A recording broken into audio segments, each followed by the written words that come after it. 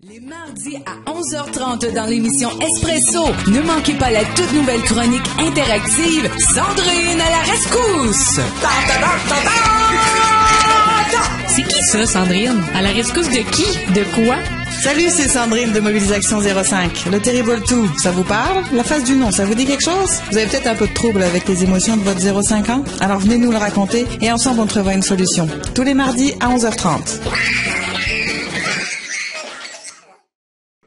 Alors, bon mardi 2 mai, bienvenue à l'émission Espresso et c'est l'heure de la chronique avec Sandrine à la rescousse. Bonjour tout le monde. Ah oui, tu le fais bien.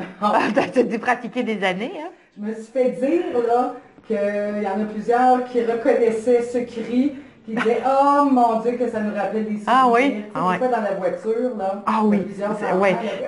quand tout est fermé, là, Oui. tu as l'impression que ça résonne. Ah, c'est merveilleux. C'est l'aquarium, c'est génial. Hey, bon mardi. Bon mardi, mais je vais vous faire un petit... Nous, en France, le 1er mai, c'est la fête du travail. C'était hier, hein, mais bon. Et on offre un muguet. Fait que, vous le voyez pas, là, mais j'ai un muguet virtuel pour vous. C'est un porte-bonheur. Oui, un bouquet de muguet, de petites fleurs blanches, là. Oui. C'est ça. Fait que, en France, au 1er mai, on offre un muguet qui est symbole du porte-bonheur. Donc voilà, donc c'était la fête du muguet hier, donc je vous souhaite un joyeux muguet. Je sais pas si ça se dit, mais voilà, je vous l'offre. Ah, bien, merci beaucoup, Sandrine. Et là, aujourd'hui, de quoi on va parler? J'appellerais ça peut-être un petit coup de gueule, ou je sais pas trop comment l'appeler. En fait, mais c'est gentil quand même. Je veux rebondir un peu sur un sujet qu'on a juste effleuré la semaine dernière, et j'ai remarqué que une certaine animatrice, dont je ne tairai le nom, s'est emballée rapidement sur un tel sujet. Donc je me dis, oh, il y a de quoi à faire là-dedans. Donc les médias sociaux. Oui. J'ai pas de leçon à donner, puis c'est pas le but de la chronique d'aujourd'hui, c'est juste que ça a allumé une petite lumière. Je me disais, oui, je pense que ça peut être intéressant. C'est pas une réalité qu'on a eue, nous, en tant que parents, en tout cas moi, de mon grand âge. Pourtant, c'est aujourd'hui une réalité qui mène à controverse. Il y a des gens qui sont pour, des gens qui sont contre. Puis ce dont je veux parler particulièrement, c'est les photos des enfants sur Facebook, sur les médias sociaux. C'est ça. Puis pourquoi on parle de ça aujourd'hui? C'est quoi le rapport avec les habiletés socio-affectives? On va parler, par ce biais-là, je voudrais parler un petit peu de respect. Le respect, c'est déjà un mot pour lequel chacun a une définition différente, comme beaucoup de mots finalement, mais chacun va voir le respect d'une certaine façon. Pour moi, le respect pour un enfant, par exemple, c'est de dire merci, bonjour, s'il te plaît, ces choses comme ça. Oui, voilà, ça pourrait être ça. Pour d'autres, ça va être complètement autre chose. Mais si on le voit un petit peu plus large, puis je sais pas, peut-être que vous mettez des photos de vos enfants sur votre Facebook. Peut-être que dans votre Facebook, vous n'avez que des amis très proches de la famille. Peut-être que vous n'en mettez pas, puis que vous avez plein de gens que vous connaissez pas. Moi, sur mon Facebook, je ne l'utilise que professionnellement, donc j'ai 2000 amis. J'en connais pas le quart de la moitié. Non, là. c'est des contacts, comme j'appelle. Oui et non, c'est des gens qui viennent me chercher parce que professionnellement, c'est identifié comme ça. Donc c'est tout plein de petites choses comme ça auxquelles moi je pense que c'est important de penser. Puis je vous raconterai une anecdote d'une de mes clientes, parce que je suis aussi coach hypnothérapeute. Donc j'ai accompagné des gens, des familles, des parents, etc. Puis je vous raconterai un petit peu, c'était pas une époque des réseaux sociaux, mais pour faire la balance un petit peu de où est-ce que ça peut aller. L'idée, c'est d'apprendre aux enfants le respect de soi aussi, de l'autre. Si on veut apprendre un enfant à respecter l'autre, il faut qu'il apprenne à se respecter soi-même, et il faut que nous, en tant qu'adultes, on le respecte là-dedans. Donc ça, c'est super important. Donc je ne sais pas si c'est quelque chose qui vous parle, qui vous choque, qui vous interpelle, qui pour vous, c'est pas un problème. On entend beaucoup d'horreur aussi sur le fait que des photos d'enfants sur les réseaux sociaux, ça peut amener à des choses un peu dramatiques, mais c'est pas le but du sujet aujourd'hui, mais c'est juste de réfléchir à est-ce que vous mettez des photos de vos enfants jeunes ou moins jeunes sur les réseaux sociaux, pourquoi, comment, et puis qui est-ce qui est en face?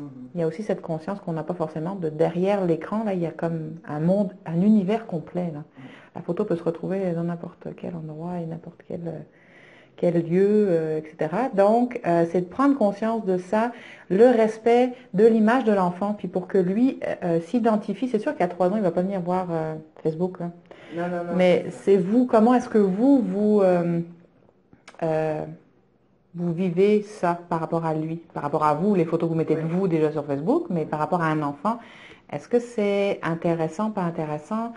En tout cas, je pense que c'est à réfléchir. On va voir ça, mettons, là, je veux dire, un papa fier ou une maman qui dit, bon, on a fait une sortie, il y a des photos familiales qui se retrouvent, puis on le fait pour plusieurs.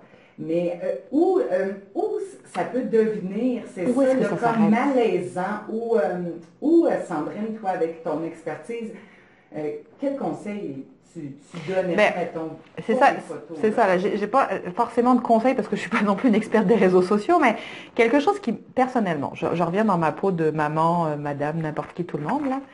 Moi, personnellement, quand je vois sur Facebook, je passe un moment génial avec ma petite fille, on est en train de faire ça, dans ma tête, ça fait qu'est-ce que tu fous là? Si tu es en train de passer un moment génial avec ton enfant, passe ton moment génial avec ton enfant, tu n'as pas à être sur les réseaux sociaux. Je sais que c'est des réalités différentes et puis, par exemple, une autre réalité aussi qui est que moi, ma famille est à l'extérieur du pays, est très loin même, et ma maman, qui est d'un certain âge, s'est inscrite sur Facebook en me disant, si je veux avoir de vos nouvelles régulièrement, c'est le seul moyen que j'ai. Je fais oups. Bon, ça marche.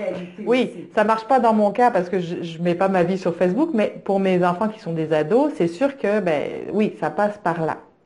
Donc, il y a plein de réalités différentes. Je pense que l'important, c'est de réfléchir et de se dire, puis j'ai l'amie d'une jeune fille qui avait 11-12 ans à ce moment-là, puis qui, en tout cas, affaire de mots de passe, prêter, blablabla, blablabla, bref, après discussion, parce qu'il y a eu comme un bug à un moment donné où il y avait des choses qui passaient qui n'étaient pas cool sur des commentaires, ne réalisez pas l'impact et le monde, la quantité de personnes qui pouvaient voir ce qui était posté. Il y a comme un décalage, elle avait 11 ans, donc imaginez avec un tout petit, là, il y a comme un décalage entre je mets une photo de moi sur Facebook et je comprends que ça peut être vu par des milliers de personnes, dont des personnes que je ne connais absolument pas, puis que ça peut être partagé. Donc, il y a toute une réalité comme ça. Puis mon but, c'est vraiment de revenir à la notion de respect, d'estime de soi et de confiance en soi. Puis je vais vous raconter, après la pause musicale, une petite anecdote de, malheureusement, ça peut après aller loin. Ça peut dégénérer. Là. Oui, dans la notion d'estime, justement, quel que soit l'âge qu'on a, puis quand on est adulte après. Sandrine, on parle aujourd'hui de l'impact, puis on parle de l'impact, puis qu'est-ce que où ça peut amener de mettre des photos de nos enfants sur les médias sociaux tels que Facebook, Instagram, etc. Ouais. Et puis là, toute une anecdote. Oui, ça m'amène à penser, je parle pas de toutes les photos encore une fois, puis dépendamment des contacts que vous avez, nous c'est une autre, moi de mon époque c'était une autre réalité, là, puis encore plus quand j'étais plus jeune, là, mais ça va vite, on réfléchit pas, c'est juste peut-être de prendre le temps de réfléchir. J'ai accompagné une dame, donc il n'y avait pas Facebook à ce moment-là quand elle était plus jeune, mais en tout cas j'ai accompagné une dame qui avait énormément de difficultés à exprimer sa colère, sa frustration, ce qui fait qu'à l'âge adulte, elle a vécu des situations assez problématiques, on va dire, dans le sens que son estime d'elle était très faible et elle était incapable de réagir à des choses qui pouvaient éventuellement sembler de l'extérieur comme injustes, comme pas correctes en tout cas. Et donc, elle vivait des situations très très difficiles. Puis, comme je disais, je suis coach et hypnothérapeute aussi, donc on a travaillé un peu ensemble pour lui ramener à la mémoire. Puis c'est quelque chose qu'on lui a raconté. C'est une photo qu'elle a vue quand elle se souvenait pas, là, mais c'est une photo elle avait peut-être 5-6 ans.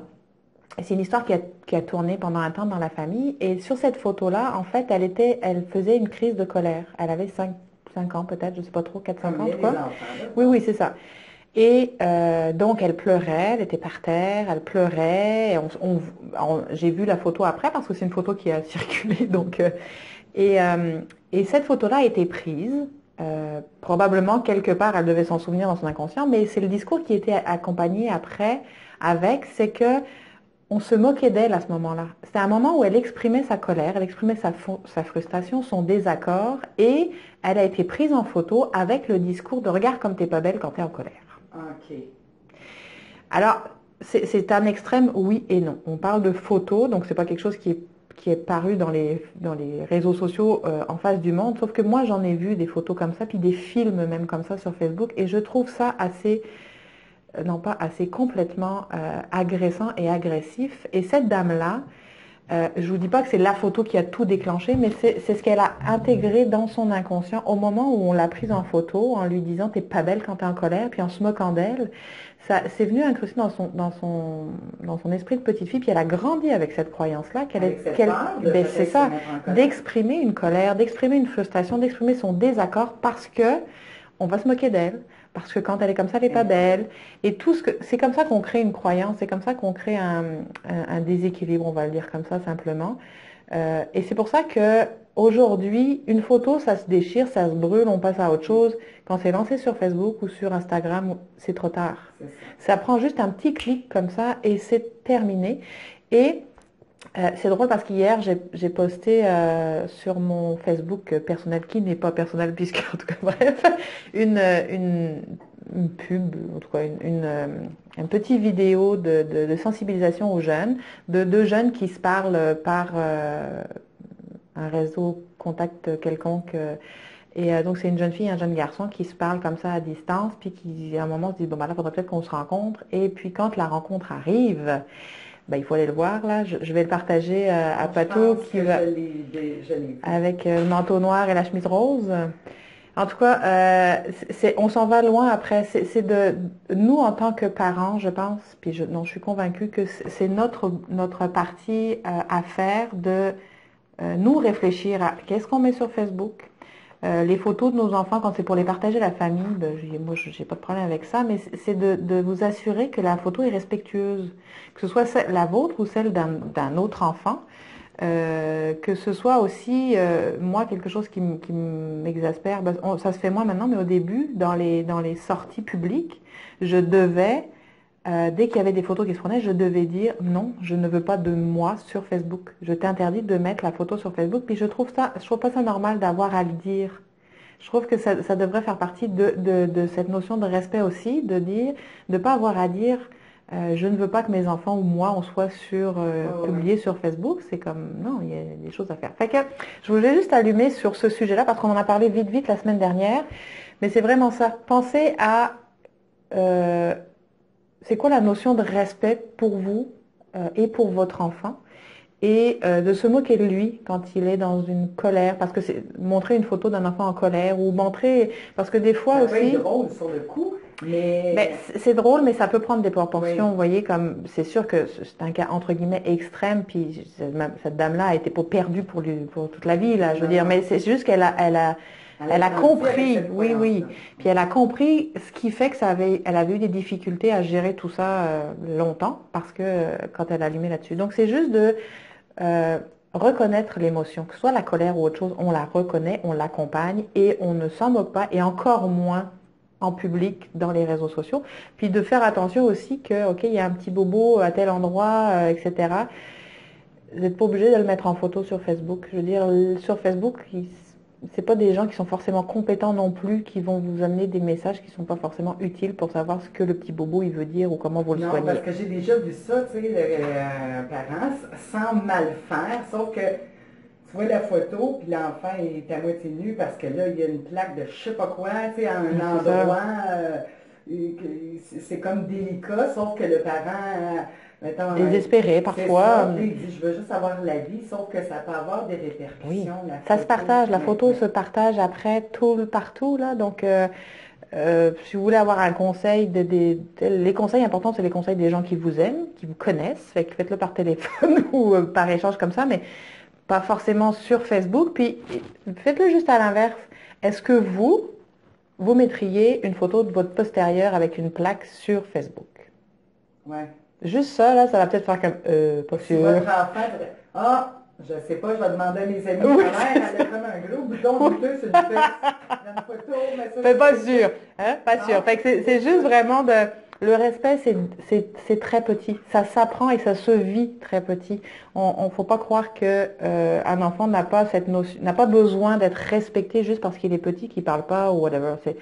C'est vraiment dans votre tête à vous que vous allez l'aider à créer son propre respect. Si vous le respectez, lui va vous respecter. Puis ça s'élargit après à toute la communauté, bien évidemment. Donc, le respect, c'est une notion de base au départ, quelles que soient les distinctions que vous mettez derrière ce mot-là, un enfant a besoin d'être respecté pour pouvoir respecter.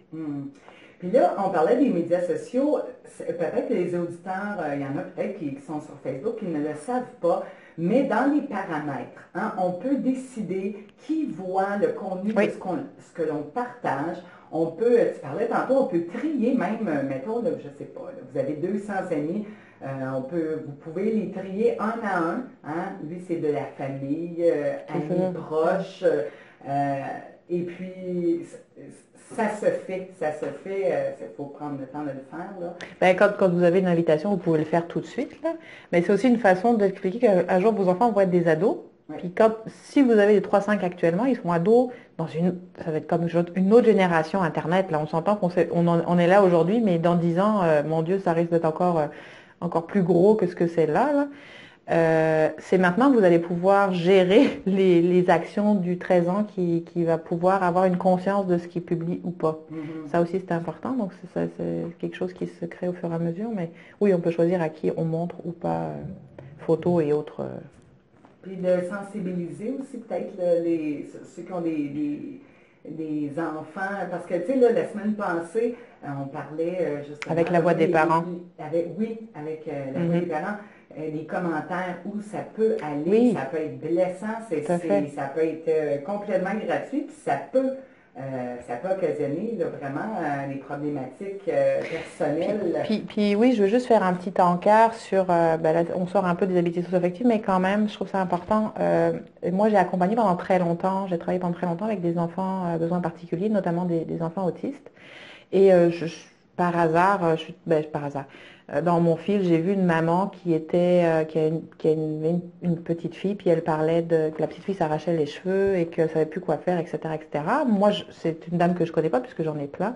Donc, je ne sais pas que la petite... Donc, je lis un peu les commentaires des gens. C'est assez phénoménal, qui donnent un avis sans absolument avoir aucune... déjà, ne pas savoir ce que c'est que la trichotillomanie, c'est dur à dire, ça.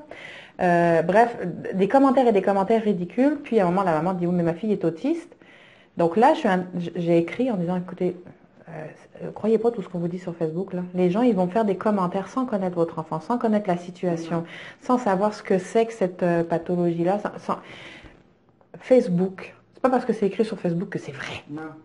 Mais ça a un rebound. C'est là que ça devient intéressant dans la discussion. Parce que quand tu écris quelque chose ou que tu publies quelque chose, tu dois t'attendre à avoir un rebound. C'est ça. C'est et pas forcément.